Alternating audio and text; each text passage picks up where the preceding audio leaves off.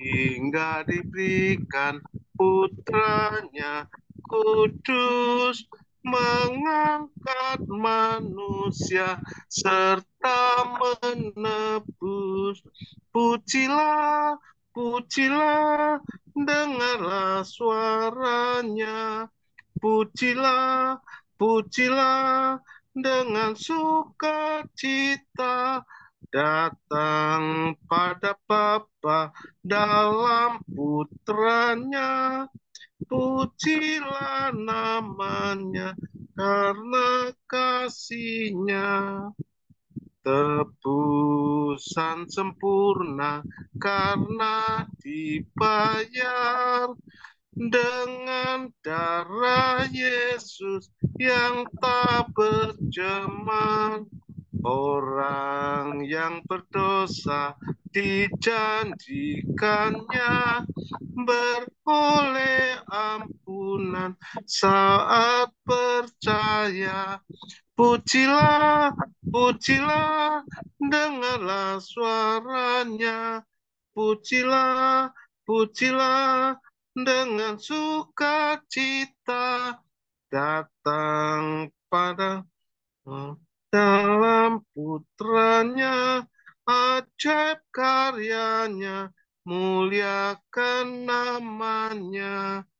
Sungguh amat besar karya hikmatnya, hatiku bersuka karena anaknya. Kristus akan datang menjemput kita, penebus penyelamatkan kita lihat. Pujilah, pujilah, dengarlah suaranya. Pujilah, pujilah, dengan sukacita datang pada Bapa dalam putranya, ajaib karyanya, muliakan namanya. Baik, kita datang menghadap Tuhan di dalam doa. Ya Tuhan Allah Bapa yang bertahta di dalam kerajaan surga yang kudus dan mulia. Terpujilah namamu kekal selama-lamanya. Yang boleh kami sembah, kami kenal di dalam putramu Tuhan Yesus. Bapa, pada kesempatan yang indah ini kembali anak-anakmu datang menghadap hadiratmu mengucap syukur dan berterima kasih karena engkau telah pertemukan kami di dalam ibadah Lingsum Ministry. Bapa, di dalam nama Tuhan Yesus kami serahkan ibadah ini dari awal, pertengahan hingga akhir ke dalam tangan pengasihan-Mu.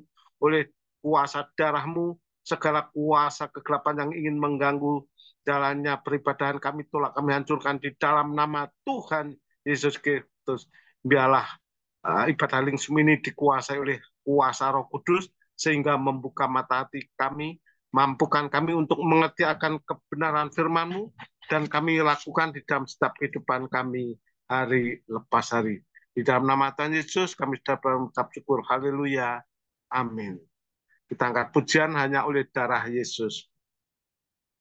Dosaku telah dihapus hanya oleh darah Yesus. Ku dapat hidup baru hanya oleh darah Yesus.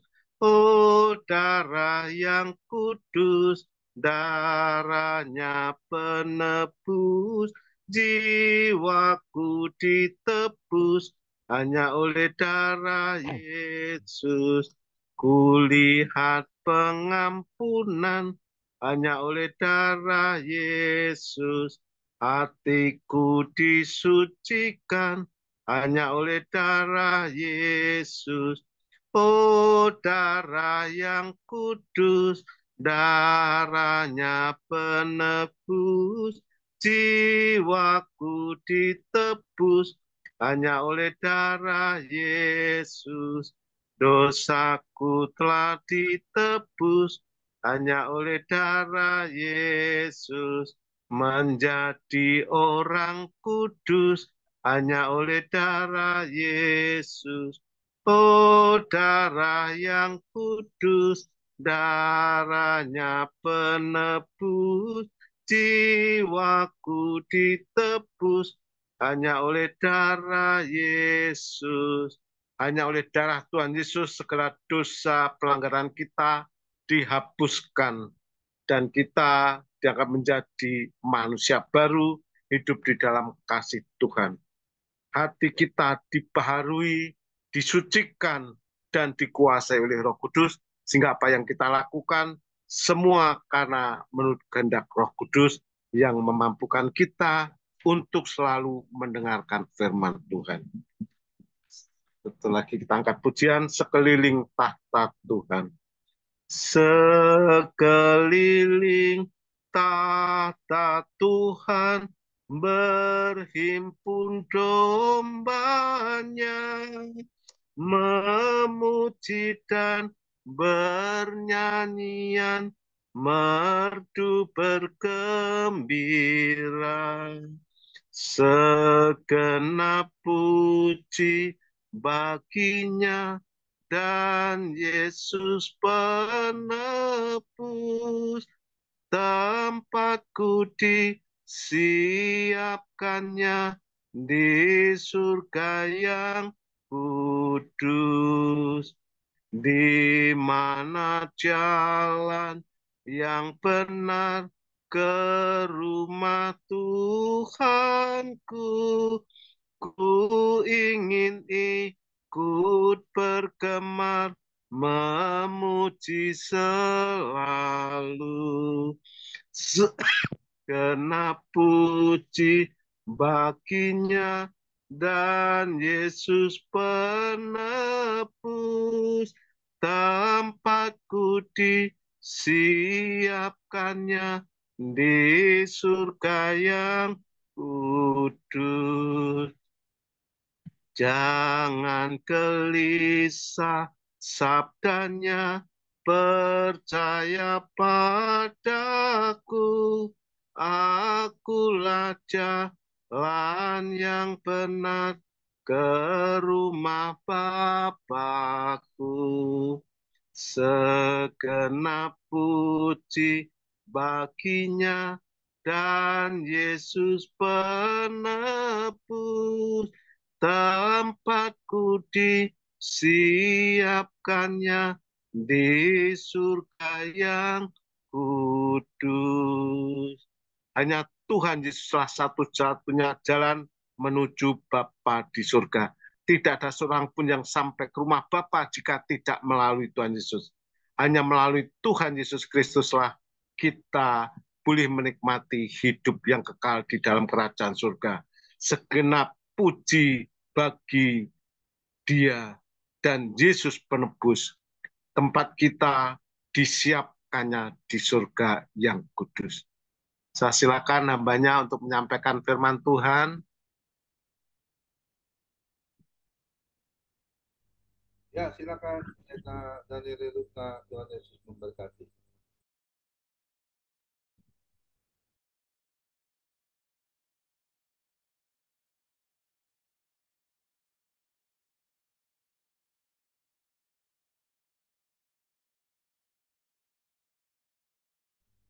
Suaranya belum dibuka, Pak.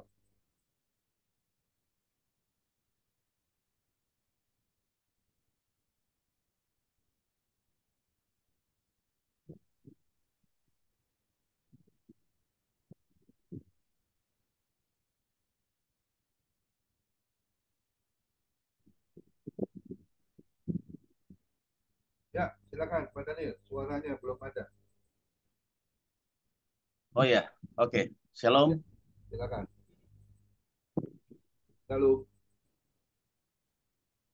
Bapak Ibu yang terkasih dalam Tuhan, puji nama Tuhan kita bertemu kembali dan sebelum memulai sharing firman Tuhan, saya akan berdoa untuk mendasari sharing firman Tuhan. Mari kita berdoa. Bapa di surga, kami mengucap syukur Tuhan karena kasih dan kemurahan Tuhan kami ada dan kami bisa bertemu satu dengan yang lain. Dan kami sangat bersyukur bahwa Tuhan memelihara kehidupan kami. Terpujilah namamu Tuhan, Kau lengkapi kami semua dalam roh-Mu Tuhan. Karena kami terbatas dalam banyak hal, tapi kami percaya bahwa Roh Kudus memampukan kami, memberikan kepada kami kemampuan untuk mendengarkan dan bahkan mencerna serta bisa merenungkan firman serta melakukannya dalam kehidupan kami setiap hari. Terima kasih Bapa, hamba-Mu serahkan kehidupan hamba-Mu dalam tangan Tuhan, dalam tuntunan kuasa Roh Allah yang kudus. Ampuni kami semua, layakkan kami semua, dalam nama Yesus, kami siap untuk mendengarkan firman Tuhan. Haleluya. Amin. Puji nama Tuhan, Bapak Ibu Saudara yang terkasih, hamba-hamba Tuhan, senior-senior saya yang ada di Family Ministry, serta saudara-saudara yang nanti akan mengikuti di YouTube Family Ministry.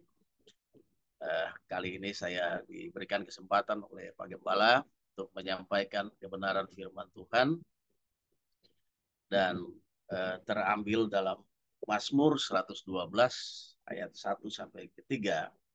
Ayat keempat juga bisa kita ikut sertakan di situ.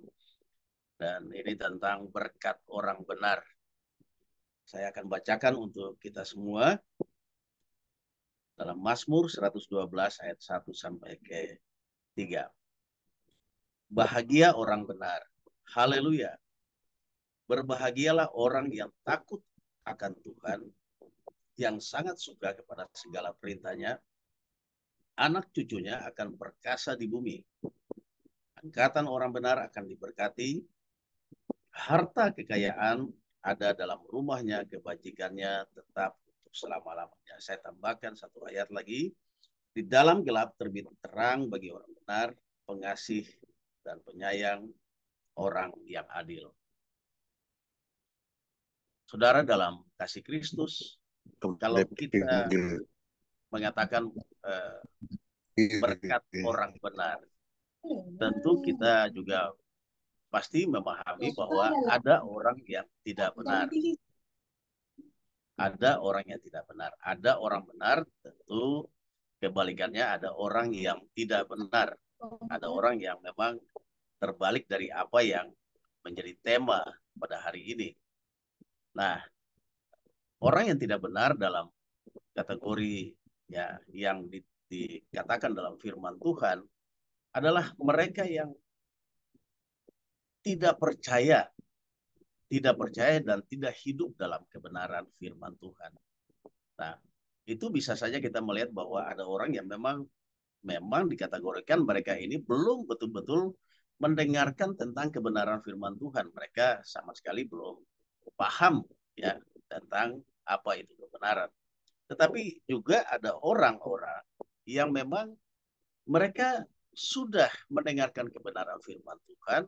Mereka, kalau kita katakan bahwa hari ini mereka ada dalam rumah-rumah ibadah, mereka bergereja, setiap minggu mereka beribadah, mereka mendengarkan firman Tuhan, tetapi tidak hidup dalam kebenaran firman Tuhan. Mereka mendengarkan tetapi tidak memahaminya, tidak meminta kepada Roh Kudus untuk memberikan tuntunan kepada mereka. Dan akhirnya orang-orang seperti itu juga mereka ya tidak mengakui ya hakikat Allah dalam kehidupannya. Nah, dan itu juga ada di antara kita. Kita sangat tahu, sangat memahami bahwa di dalam satu komunitas peribadatan juga atau gereja atau orang dalam komunitas orang-orang yang mengaku mengenal ya percaya kepada Tuhan Yesus, orang Kristen secara identitas, tetapi tidak semua orang hidup dalam kebenaran. Nah, bahkan hal itu disampaikan oleh Tuhan Yesus dalam Yohanes 8 ayat 43 sampai 44. Di situ dikatakan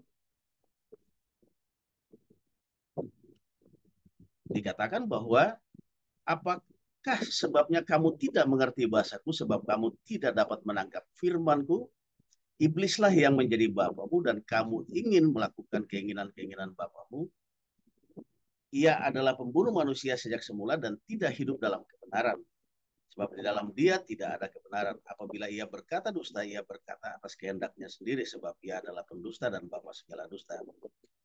Tetapi karena aku mengatakan kebenaran kepadamu, kamu tidak percaya kepadaku. Berapa banyak orang yang sudah mendengarkan firman Tuhan, ya sudah mendengarkan dari berbagai hamba Tuhan, berbagai media, tetapi mereka tidak percaya dan tidak melakukannya. Dan kehidupan mereka jauh dari apa yang mereka dengar. Dan kini kita ketemu di dalam kehidupan orang percaya, orang-orang yang mengaku orang percaya, mengaku orang Kristen, mengaku ya beridentitas Kristen, tapi mereka sama sekali tidak hidup dalam hakikat kebenaran firman Tuhan. Banyak sekali yang kita ketemu dalam pelayanan-pelayanan kita masing-masing. Nah, mereka sudah mendengarkan kebenaran, tetapi tidak percaya. Dan hal ini juga terjadi pada masa Yesus melayani. Ya, dia katakan, tetapi aku mengatakan kebenaran kepadamu, kamu tidak percaya kepadaku. Dan ini menjadi tantangan bagi kita hamba-hamba Tuhan yang melayani dalam pelayanan kita masing-masing. Seberapa banyak orang yang kita tuntun dalam kebenaran, mereka sama sekali seperti apa ya? Seperti masuk telinga kanan, keluar telinga kiri, masuk telinga kiri, keluar telinga kanan.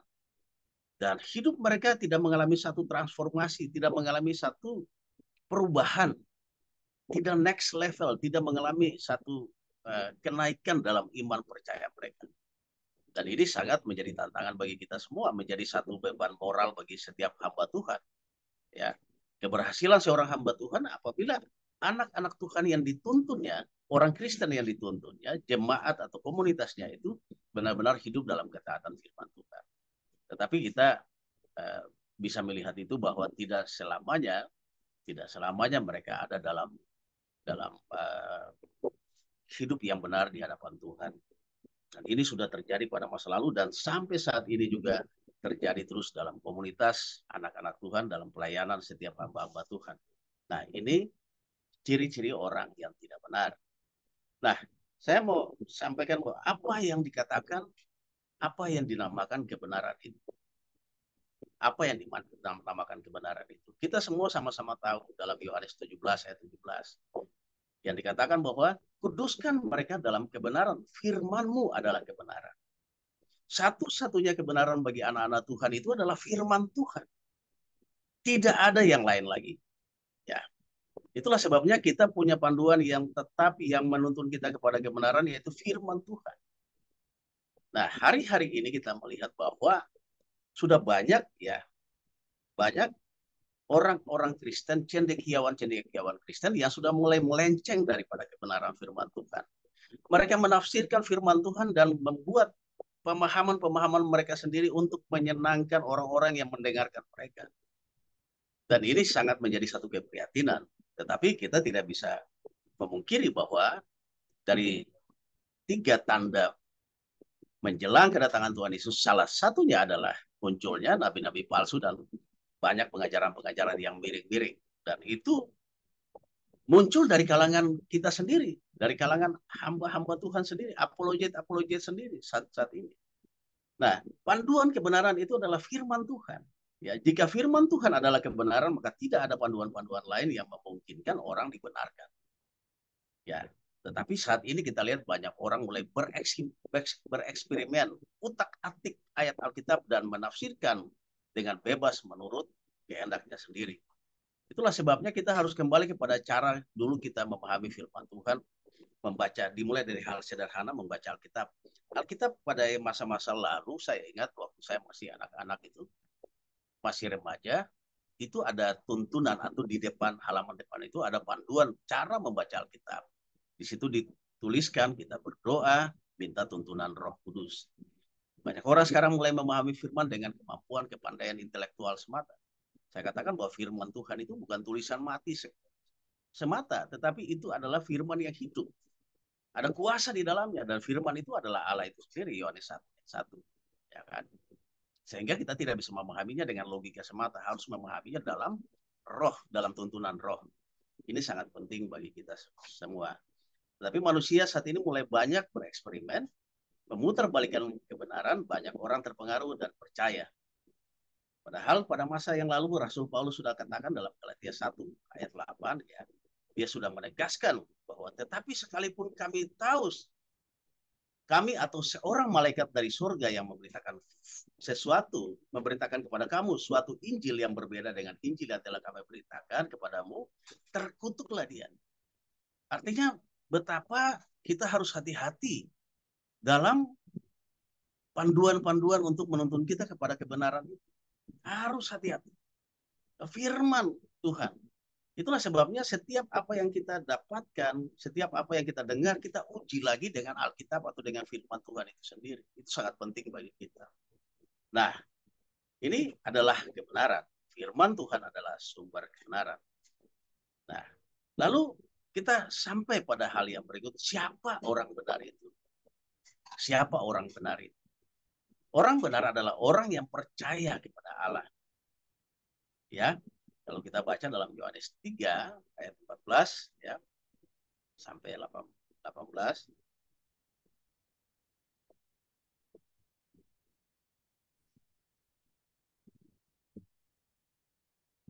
Kita akan bacakan. Dan sama seperti Musa meninggikan ular di padang gurun, demikian juga anak manusia harus ditinggikan. Supaya setiap orang yang percaya kepadanya beroleh hidup yang kekal. Nah, karena begitu besar kasih Allah akan dunia ini sehingga ia mengaruniakan anaknya yang tunggal, supaya setiap orang yang percaya kepadanya tidak binasa melainkan beroleh hidup yang kekal. Orang yang percaya. Syarat yang pertama menjadi orang benar itu orang yang percaya. Orang yang percaya, yakin pada Allah itu sendiri, yakin kepada kebenaran, yaitu Yesus itu sendiri. Orang yang percaya. Ya, kita harus percaya dulu dengan sungguh-sungguh, tanpa satu pun celah keraguan. Supaya kita, ya, percayanya itu tidak sembarang percaya, tapi merujuk kepada Allah di dalam Yesus Kristus. Nah, simbol daripada Yesus itu seperti yang kita lihat dalam bagian tadi, bahwa Musa meninggikan ular itu tipologi daripada Yesus yang memang harus ditinggikan, dan semua manusia harus merujuk kepada Yesus Kristus. Nah, Bapak Ibu Saudara yang terkasih dalam Tuhan, orang yang benar adalah orang yang dibenarkan oleh Allah karena imannya kepada Allah, bukan karena perbuatannya. Ya, itu orang yang dibenarkan, bukan orang yang membenarkan diri sendiri. Ya, orang yang membenarkan sendiri. Banyak sekarang ini kita lihat klaim-klaim orang membenarkan dirinya sendiri. Padahal kita sudah sama-sama tahu bahwa firman Tuhan katakan bahwa orang yang benar itu adalah orang yang dibenarkan. Ya, kalau kita mau benarkan diri, sampai di mana kebenaran kita? Kita semua manusia berdosa. Ya, kebenaran itu adalah milik Tuhan, dan kita orang yang benar adalah mereka yang memang dibenarkan oleh Allah, dibenarkan oleh karena imannya kepada Allah. Nah, saya akan baca dalam Roma 3 ayat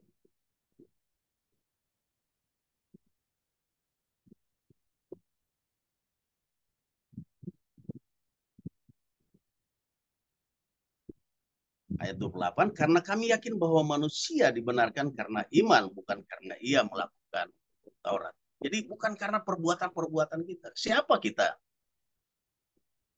Mau salehnya seperti apa, kita berusaha untuk hidup benar-benar dalam satu situasi. Ya, memang sebagai orang benar, sebagai orang yang sudah percaya kepada Tuhan Yesus, wajib untuk kita hidup menjauhi hal-hal yang tidak benar, yang perbuatan-perbuatan jahat dan lain-lain. Tetapi bukan perbuatan itu yang menunjukkan bahwa kita dibenarkan, tapi pembenaran karena iman kita kepada Yesus Kristus, melakukan hal-hal yang baik di dalam Tuhan Yesus. Ya, dan kita dibenarkan. Jadi tidak bisa kita membenarkan diri kita sendiri, tapi kita dibenarkan karena iman kita kepada Allah. Bapak Ibu Saudara yang terkasih, ya, kita yakini bahwa manusia dibenarkan bukan karena ia melakukan Taurat atau perbuatan-perbuatan kesalehan. Siapa yang hari ini berusaha untuk hidup benar? Semua manusia kita ini setiap saat kita bisa tergoda dalam satu hal yang tidak benar. Tidak ada satu orang pun yang menjamin seumur hidupnya dia tidak pernah melakukan kesalahan. Kita ada dalam satu situasi di mana kita juga bisa mengalami dinamika iman kita. Hari ini kita bisa baik, tetapi besok lusa mungkin kita terjerat dalam satu situasi yang membuat kita ada dalam situasi yang tidak baik. Nah, Bapak Ibu Saudara yang terkasih dalam Tuhan Yesus Kristus, orang benar adalah juga orang-orang yang mempunyai pendirian yang teguh. Orang-orang yang benar-benar mempunyai prinsip yang tidak tergoyahkan oleh apapun. Orang benar itu dia tidak akan goyah. Ya, tidak hari ini dia begini, besok dia lain lagi. Ya, tidak angin tiup ke timur, dia ikut ke timur, ke barat, dia ikut ke barat, angin ke utara, dia ikut ke utara. Nah, orang benar adalah orang yang berprinsip. Dalam situasi apapun, dia tetap memegang prinsip. Nah, kita bisa mengambil contoh, ya seperti Daniel dan teman-temannya, Sadrak, Mesak, Abednego. Mereka itu adalah orang-orang yang mempunyai prinsip yang sangat luar biasa. Dan mereka katakan sekalipun Allah tidak menolong mereka, mereka tidak akan menyembah ya kepada patung yang dibuat oleh Nebukadnezar. Mereka tidak akan tunduk kepada hal-hal yang tidak berkenan kepada Allah. Itu prinsip mereka. Orang benar adalah orang yang memegang prinsip yang teguh. Ya, tapi kita juga tahu bahwa seberapa dari rekan-rekan kita, teman-teman kita yang mengaku anak Tuhan, yang mengaku hamba Tuhan, bisa goyang-goyang imannya. Kalau berhadapan, ya terutama kalau berhadapan dengan uang. Ya, kelemahan yang paling besar daripada hamba-hamba Tuhan itu uang. Kalau sudah bicara masalah uang itu sudah pasti itu goyang-goyang itu. Dan, ya, mereka tidak goyah, padahal mereka hidup di lingkungan istana. Di mana kalau seandainya mereka secara logika kalau mereka bisa ikut Nebukadnezar aja, mereka sudah ada dalam lingkungan yang apa ring satu dari istana. Tinggal mereka ikut saja, maka apa yang mereka inginkan ya bisa didapatkan dari raja. Tetapi hari ini kan juga kita lihat ya, memang ini tidak mudah. Saya katakan ini juga tidak mudah. Saya berapa kali juga mendapat godaan-godaan seperti itu ketika ada dalam struktur kepejabatan gereja. Itu juga ditawarkan juga seperti itu. Bukan saya bilang bahwa saya orang benar, orang baik, tidak. Tetapi saya berusaha untuk jangan sampai masuk ke dalam godaan-godaan itu. Yang terutama itu masalah uang. Sebab kalau kita menjabat dalam jabatan-jabatan sinodal, godaan pertama adalah uang. Sebab apa, Bapak Ibu Saudara yang terkasih, ternyata setelah kami masuk dalam jabatan-jabatan sinodal, ternyata banyak tawaran-tawaran untuk menggunakan lembaga gereja untuk mendatangkan uang-uang yang memang tidak jelas asal usulnya, entah itu dari mana, ya mungkin kita kenal sebagai money laundering, mungkin kita kenal sebagai money laundering. Itu terjadi. Puji Tuhan saat itu saya juga bukan semata-mata kuat sendiri dan benar sendiri, tidak, tetapi teman-teman yang lain yang peduli kepada saya.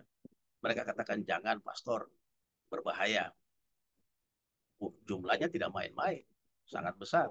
Itu sebabnya godaan bagi orang benar itu sangat berat sekali. Sangat berat sekali, terutama masalah uang. Kalau hamba-hamba Tuhan ini, kelemahan pertama itu, nomor satu itu kepeng. Pasti. Ya, bisa goyang-goyang. Nah, Sadrak, Mesak, dan Abednego mereka ada di ring satu yang bisa menyenangkan mereka secara manusia, tetapi mereka memilih untuk mempertahankan prinsipnya di dalam Tuhan. Orang benar adalah orang yang berprinsip, orang yang tidak seperti air di daun talas. Mereka mempertahankan dalam situasi apapun, mereka mempertahankan. Nah, puji Tuhan, saya pada saat itu dengan dukungan dari teman-teman, kepedulian dari mereka, dan doa dari banyak orang, saya tidak tergoda dalam situasi itu dan tidak menjadikan lembaga gereja sebagai tempat untuk membuat saya kaya raya, menyenangkan diri, dan lain-lain. Banyak orang yang menyalahgunakan jabatan. Bukan jabatan ketua sinode, tapi angkat pejabat suka-suka. Banyak. Ya, demi uang, demi apapun itu. Nah, itu terjadi, Bapak Ibu Saudara yang terkasih. Ketika ada sesuatu yang menggoda mereka, goyang-goyang prinsipnya. Nah, apakah kita bisa kategorikan orang-orang ini seperti orang benar? Nah, dalam Daniel 3 ayat 1-30 di situ diceritakan bagaimana contoh kita menjadi orang benar yang berprinsip.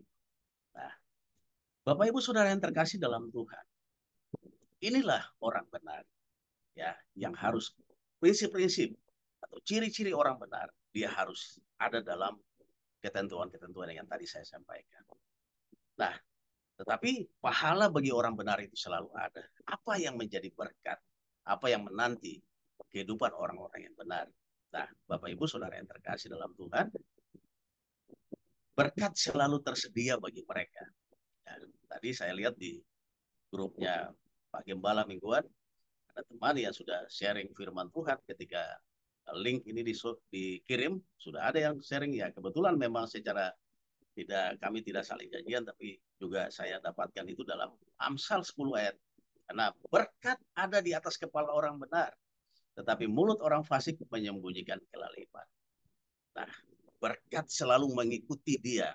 Berkat ini tidak bicara tentang materi semata. Tidak. Berkat ini tidak bicara tentang hal-hal keuntungan-keuntungan secara finansial dan lain-lain, ekonomi dan lain-lain. Ya, tidak semata-mata bicara tentang itu. Tetapi juga bicara tentang kebahagiaan sukacita di dalam Tuhan. Ya. Bukan sembarang bahagia, tetapi mengalami sukacita dari dalam batin yang bersumber dari Kristus. Nah, sukacita dari Kristus itu berasal dari manusia batinia kita, ya. Dan orang yang memiliki sukacita dalam Kristus itu orang yang betul-betul luar biasa, yang sangat diberkati, ya. Kalau kita bilang orang yang mengalami kelimpahan materi itu mereka berbahagia atau bersukacita, belum tentu. Sebab kita lihat juga banyak orang kaya juga yang memang terjun dari lantai apartemen. Kalau kita ingat beberapa tahun lalu ada bos Texmaco, ya. Nah, itu kan orang India, ya. Itu lompat dari lantai berapa itu. Itu padahal uangnya itu triliun, triliun, ya. Itu sudah triliuner, bukan lagi milioner. Jadi tidak menjadi jaminan. Tetapi mengalami sukacita di dalam Kristus itu adalah yang utama. Sebab apa? Di dalam Kristus itu ada kehidupan yang kekal. Ada kepastian. Itu yang penting bagi kita. Dalam Yohanes 15, ya, ayat 10 dan 11, saya akan bacakan untuk kita semua.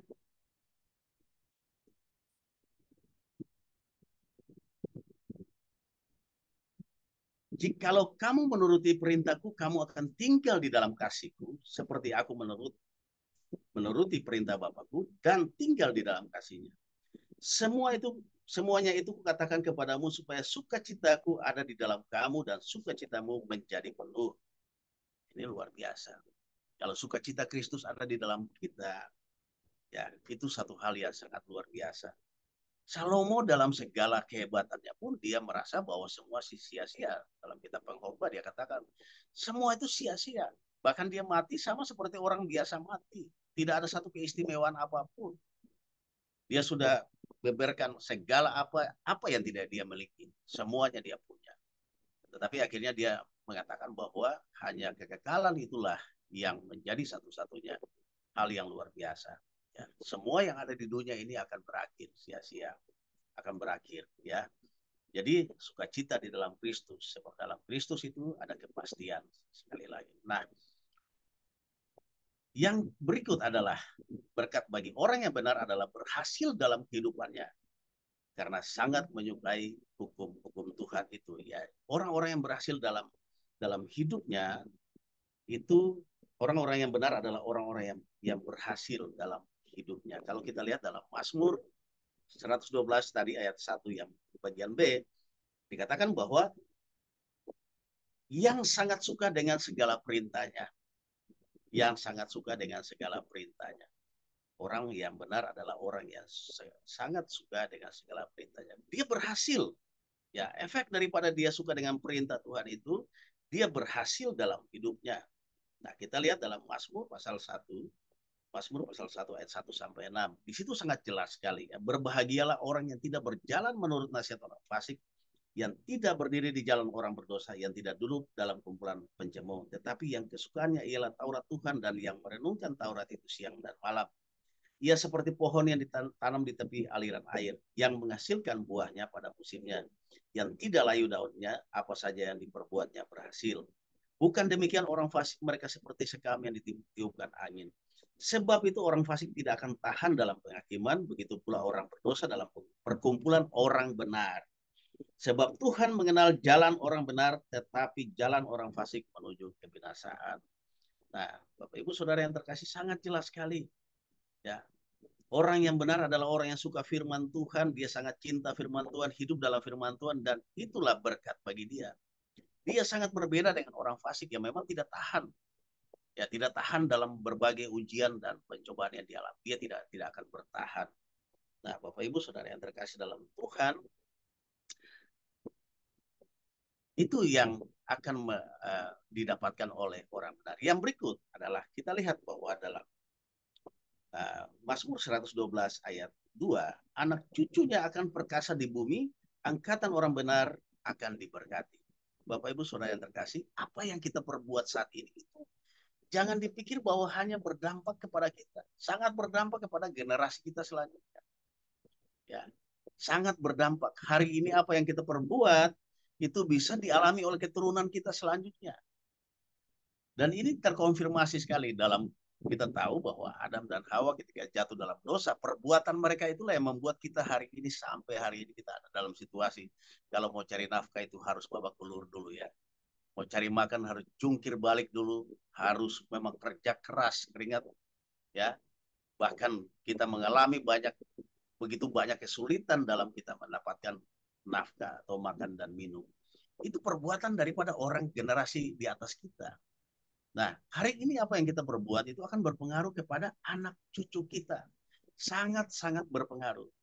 Bapak Ibu Saudara yang terkasih dalam Tuhan, kalau kita Bapak Ibu mungkin sudah pernah mendengar tentang satu penelitian ya dari Amerika di New York, ada dua tokoh yang sangat terkenal atau dalam cerita itu ya, dalam penelitian itu, yang pertama itu adalah Max Jukes ya. Dia seorang penganut ateis. Nah, kemudian yang kedua itu Max Jukes ini dia seorang penganut ateis, dan satunya itu Jonathan Edwards. Dia adalah seorang hamba Tuhan. Jadi ada dua orang. Yang pertama itu Max Jukes adalah seorang ateis, yang kedua adalah Edwards ya. Jonathan Edwards adalah seorang hamba Tuhan. Nah, setelah diteliti di tahun 1900 ya, diteliti oleh salah satu lembaga mengungkapkan bahwa dari 1029 orang keturunan Max Jukes ya atau orang ateis ini, 300 dari mereka itu meninggal secara prematur.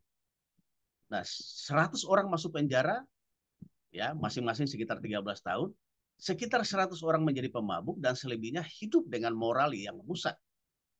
Sedangkan 729 keturunan dari Edwards atau seorang hamba Tuhan ini, 300 orang menjadi pengkhotbah, ya, 65 orangnya menjadi dosen, 13 menjadi pemimpin universitas, 60 menjadi penulis buku, 3 anggota Kongres Amerika Serikat, dan 1 wakil presiden Amerika Serikat, yaitu Aaron Boone. Nah, Bapak Ibu, ini fakta yang kita lihat, bahwa apa yang kita lakukan ya, kalau kita tidak hidup dalam kebenaran, maka itu sangat berpengaruh kepada generasi kita selanjutnya. Itulah sebabnya Bapak Ibu, mari mulai sekarang kita menanamkan kebaikan di dalam Yesus. Supaya apa? Kalau kita memang cinta anak cucu kita, kita sayang kepada generasi kita, dan memang tugas kita untuk melahirkan generasi yang memuliakan Tuhan. Ini menjadi satu tanggung jawab. Itu sebabnya perintah Tuhan Yesus kepada ya orang Israel, perintah Allah kepada orang Israel, bahwa kamu harus menceritakan itu kepada anak cucumu. Ceritakanlah kebaikan-kebaikan Tuhan itu. Ceritakan bagaimana Tuhan Allah itu memberikan tiang awan kepada mereka, memberikan mana, memberikan tiang api kepada mereka, menuntun mereka melewati banyak tantangan dan banyak mujizat yang terjadi. Ceritakan tentang kebaikan Allah kepada anak cucumu, generasi selanjutnya. Dan ini menjadi tugas kita semua, bahwa kita melayani dalam pelayanan komunitas kita, melayani dalam pelayanan komunitas jemaat ataupun komsel atau apapun. Tapi ingat bahwa ya kita punya jemaat kecil yang Tuhan titipkan langsung kepada kita adalah keluarga kita. Dan sangat penting. Nah, kalau kita ada dan hari ini kita hidup sebagai orang benar, percayalah bahwa anak cucu kita itu pasti diberkati oleh Tuhan. Dan ini sangat benar sekali Bapak Ibu Saudara yang terkasih. Sangat benar sekali. Dan firman Tuhan katakan itu ya. Firman Tuhan katakan itu. Kita lihat Bapak Ibu Saudara yang terkasih dalam Tuhan. Nah, anak cucu diberkati. Seperti tadi yang saya sampaikan dalam penelitian tadi. Dan itu terkonfirmasi dalam Mazmur 37 ayat 25. Daud katakan, dahulu aku muda, sekarang telah menjadi tua. Tetapi tidak pernah kulihat orang benar ditinggalkan atau anak cucunya meminta-minta roti.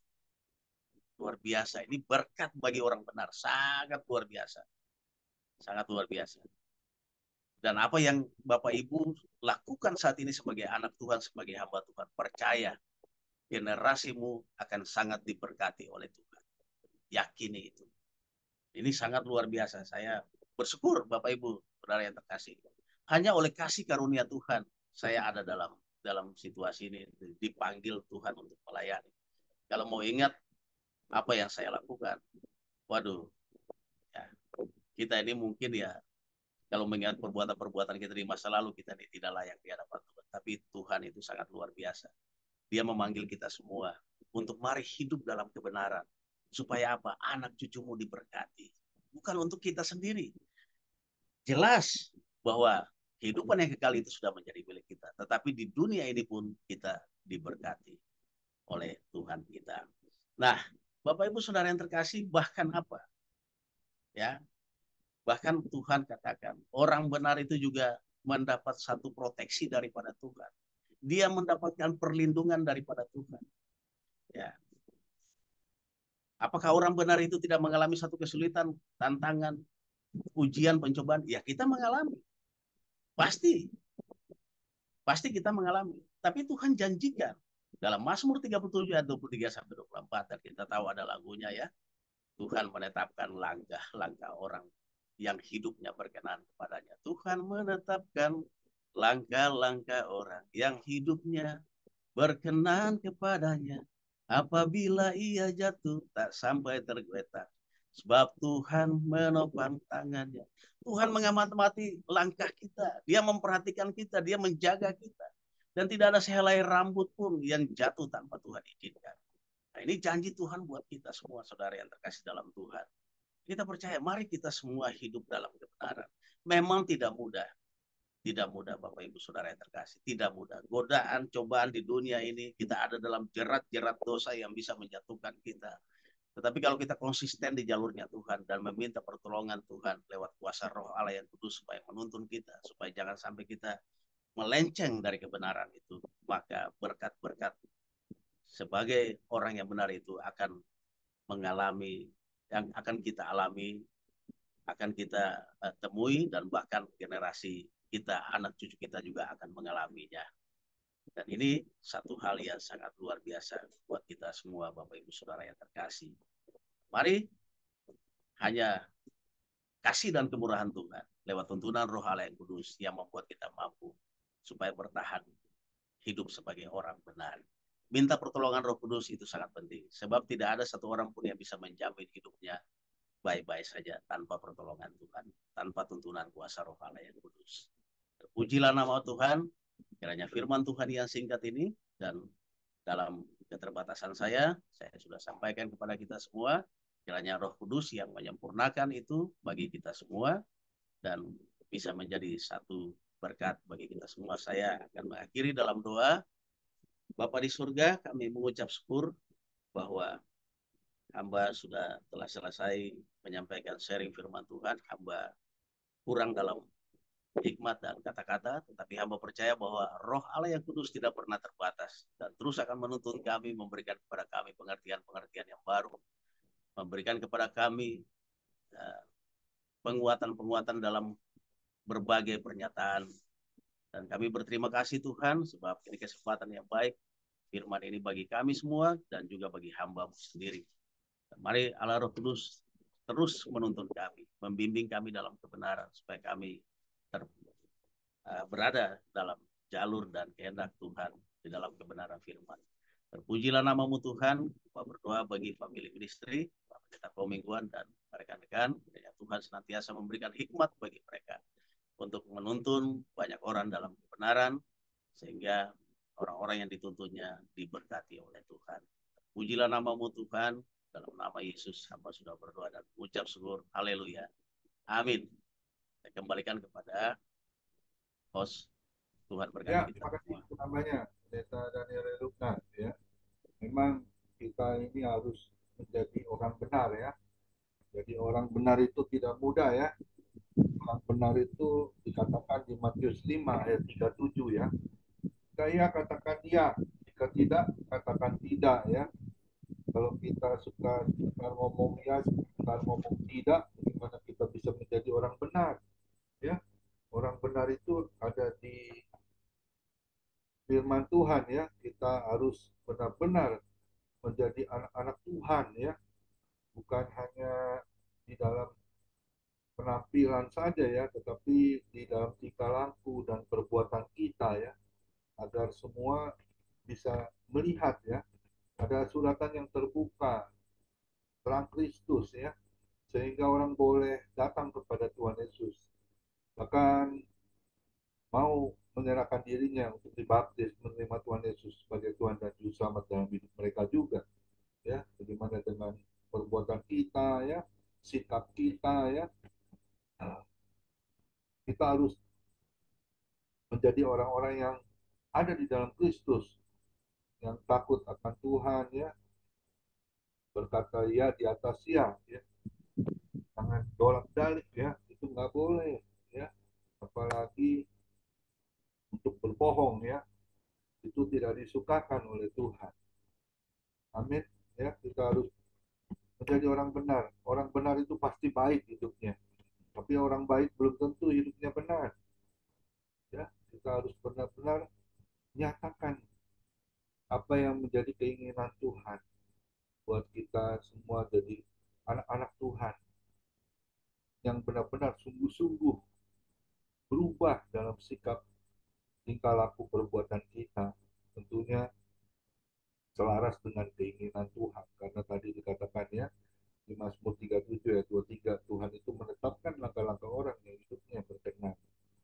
Ayo kita harus terus berkenan kepada Tuhan ya, tinggalkan segala masa lalu ya yang sudah Tuhan kubur ya. Tuhan ampuni segala dosa kita ya, kita jangan berbuat lagi, karena 2 Korintus 5 ayat 17 ya dikatakan kita ini adalah ciptaan baru, yang lama sudah berlalu dan yang baru sudah datang. Amin ya. Ayo, memang jadi orang benar itu nggak mudah, tapi percaya kita pasti bisa melakukannya, asal kita terus minta dengan Tuhan kekuatan ya, untuk kita bisa melakukannya. Bagi Tuhan tidak ada yang mustahil, karena di Yakobus 5 ayat 16 ya yang mengatakan, karena itu hendaklah kamu saling mengaku dosamu dan saling mendoakan supaya kamu sembuh. Doa orang benar bila dengan yakin didoakan sangat besar kuasanya. Amin. Tuhan Yesus memberkati Dr. Daniel Lelukna, berkati juga istrinya, Bupi, juga kedua anaknya, juga pelayanannya ya Tuhan, biar banyak jiwa-jiwa dimenangkan. Dan gembalanya di gereja Narawastu, di Hotel Agusta, menjadi berkat untuk kemuliaan nama Tuhan. Amin. Silakan Pak Sutardo, satu buah pujian. Nanti doa syafaat kalau Pak Setiadi nggak hadir, Bu Poni Kumala ya. Ya. Silakan Pak Sutardo. Mari kita firman Tuhan dengan mengangkat pujian hidup kita yang benar. Hidup kita yang benar haruslah mengucap syukur, dalam Kristus bergemar, janganlah terkebur, dalam susah pun senang, dalam segala hal aku bermazmur dan ucap syukur, itu kehendaknya. Silakan abahnya Bu Foni untuk berdoa syafaat. Ya, makasih Pak.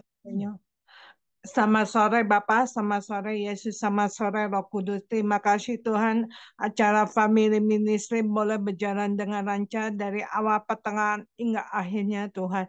Bapak, kami berdoa untuk hamba-Mu yang telah menyampaikan firman-Mu, Pak Pendeta Daniel. Tuhan, Kau beri kekuatan kesehatan, lebih lagi beri visi misi-Mu Tuhan.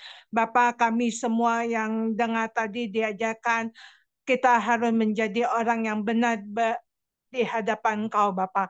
Bapak, Engkau pakai lebih lagi pelayanan Pak Daniel, Tuhan. Bapak, Engkau beri hikmah pewahyuan lebih lagi, Tuhan. Engkau memberkati keluarganya, Tuhan, istri dan anaknya, Tuhan. Lewat kehidupan Pak Daniel, banyak jiwa lebih lagi diselamatkan untuk kemuliaan nama-Mu, Bapak. Kau pakai dimanapun Pak Daniel, Tuhan, melayani Engkau, Bapak. Ada teman-teman juga boleh terima Engkau Bapa lewat kehidupannya Tuhan. Bapak, Engkau juga berkati Tuhan dalam kehidupannya Bapak. Ajar kami Tuhan menjadi orang-orang yang benar di hadapan Engkau Bapak. Jadikan kami pelaku-pelaku firman-Mu Bapak. Meskipun masalah masih ada Tuhan, ujian masih ada, tetap kami setia mengikut Engkau total.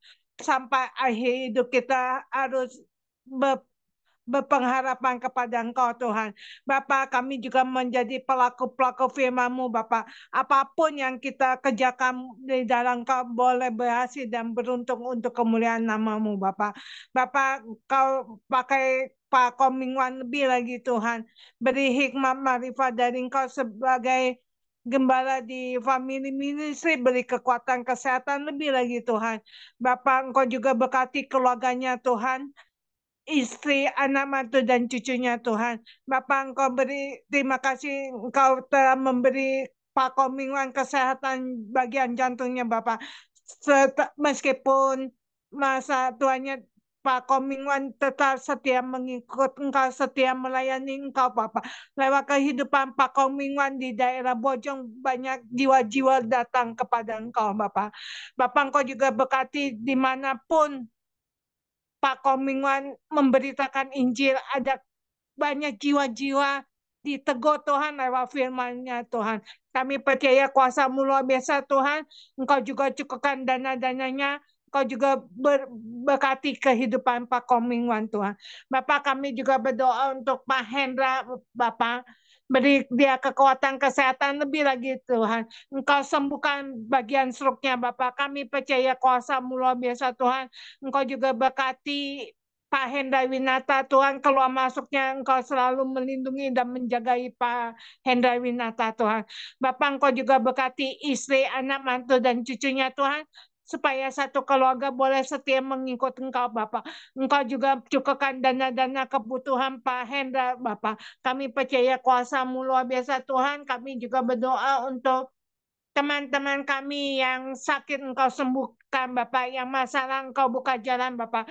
Bapak, kami mengucap syukur Ibu Messi sudah sampai di Eropa Bapak, beri kekuatan kesehatan lebih lagi Tuhan. Lewat yang disampaikan firman-Mu Bu Messi, banyak jiwa lebih lagi boleh mengenal Engkau Bapak. Meskipun Bu Messi jauh dari anak-anaknya juga Tuhan, Engkau selalu menjagai anaknya Bu Messi Tuhan.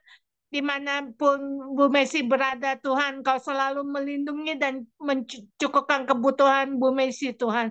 Bapak, Engkau juga berkati anak mantu dan cucunya Bu Messi Tuhan. Bapak, apapun yang dikerjakan Bu Messi boleh berhasil dan beruntung untuk memuliakan nama-Mu Bapak. Lewat kehidupan Bu Messi, banyak jiwa-jiwa di sana boleh mengenal Engkau sebagai Tuhan dan Juru Selamatnya Bapak. Bapak, kami percaya kuasa-Mu luar biasa Tuhan.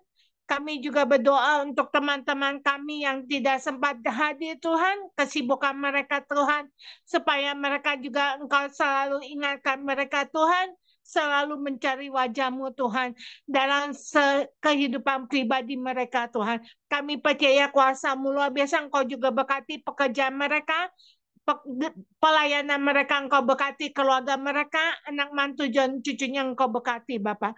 Bapak, kami percaya kuasa-Mu luar biasa Tuhan. Kumpulkan kami hari Senin besok Tuhan.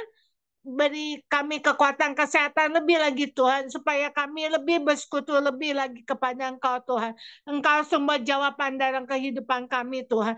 Bapak, kami percaya kuasa-Mu luar biasa Tuhan. Kami juga berdoa untuk bangsa negara kami Indonesia Tuhan. Pulihkan kembalikan bangsa kami Tuhan. Adakan hujan pertobatan buat bangsa kami Tuhan, supaya bangsa kami boleh mengenal Engkau sebagai Tuhan dan Juru Selamatnya Bapak. Jadikan kami hamba-hamba-Mu yang setia dan menginjil di mana tempat kami tinggal Bapak. Bapak, jadikan kami surat terbuka Bapak, bukan jadi batu sandungan dalam kehidupan kami Tuhan. Bapak, kami percaya Tuhan supaya kami semua di family ministry di atas batu yang karang Tuhan. Apapun angin badai apapun, kami tetap berdiri teguh di dalam Engkau Tuhan. Bapa, kami percaya kuasa-Mu luar biasa, lawatan-Mu terjadi buat bangsa kami Tuhan. Sebelum kedatangan-Mu kedua kali, bangsa kami boleh mengenal Engkau sebagai Tuhan dan Juru Selamatnya Bapa. Doa kami belum sempurna, tapi Engkau sempurnakan. Haleluya, amin. Saya serahkan ke Pak Komi untuk doa berkat. Mari kita angkat kedua tangan kita. Kita terima berkat yang datangnya dari Tuhan Yesus Kristus. Tuhan Yesus Kristus adalah kekuatan dan perisaiku. Kepadamu lah kami semua memiliki hati yang percaya. Tuhan Yesus memberkati kau dan melindungi kau. Tuhan Yesus menyinari kau dengan wajahnya dan memberi kau kasih karunia. Dan Tuhan Yesus menghadapkan wajahnya kepada kita semua yang hadir. Diberinya damai sejahtera. Kiranya Tuhan Yesus memberkati kesehatan Bapak Ibu anak mantu cucu. Semuanya dalam perlindungan Tuhan Yesus yang sempurna. Bahkan yang sakit malam ini juga Tuhan Yesus sembuhkan secara ajaib dan sempurna. Dan juga kiranya Tuhan Yesus memberkati pekerjaan Bapak Ibu anak mantu cucu. Apapun yang dilakukan tangan kami, khususnya di dalam bekerja, selalu dibuatnya berhasil dan beruntung dalam nama Tuhan Yesus. Dan juga kiranya Tuhan Yesus memberkati pelayanan Bapak Ibu anak mantu cucu menjadi rupa yang harum di hadapan Tuhan. Perkenanan Tuhan Yesus selalu ada di dalam pelayanan Bapak Ibu. Hati Tuhan Yesus disenangkan. Nama Tuhan Yesus ditinggikan, dipermuliakan, dan diagungkan. Sampai Tuhan Yesus datang di awan-awan yang permai.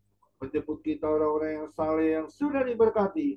Sama-sama kita setuju katakan, amin. Tuhan Yesus memberkati kita semua. Sabtu dan Minggu kita akan libur, beribadah di gereja masing-masing, dan kita akan kembali di hari Senin yang melayani Bapak Johannes Sumarmo. Kiranya Tuhan urapi dan apa yang disampaikannya semua berasal dari isi hatimu. Silakan bincang-bincang, boleh dibantu dengan Bapak Johannes Sumarmo. Tuhan Yesus memberkati. Ya, terima kasih Pak Komengban. Suara saya jelas Pak Komengban ya? Mantap.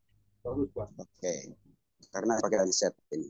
Ya, terima kasih hambanya Pak Daniel. Berkat orang benar. Mazmur 112 ayat 1 sampai 3. Jadi berkat Tuhan itu tidak hanya selalu materi, ya. Dan kalau kita mau mengalami berkat Tuhan, kuncinya kita harus hidup dengan Tuhan, melakukan kehendak Tuhan. Kalau kita sudah tahu firman Tuhan, ya lakukan firman Tuhan. Ya, jangan sampai kita tidak melakukan firman Tuhan. Hidup harus selalu memuliakan nama Tuhan, bukan mempermalukan nama Tuhan. Maka berkat Tuhan akan mengikuti orang benar. Karena kita benar karena kita percaya sama Tuhan Yesus. Karena kita beriman kepada Tuhan Yesus. Kita dibenarkan oleh karena firman. Haleluya. Ya, terima kasih sekali lagi hambanya Pak Daniel yang telah menyampaikan firman pada sore menjelang malam ini. Seperti biasa Bapak Ibu, setelah firman Tuhan kita ada bincang-bincang, mungkin mau merespon atau ingin bertanya mengenai firman Tuhan yang telah disampaikan. Kita jangan keluar dari jalur firman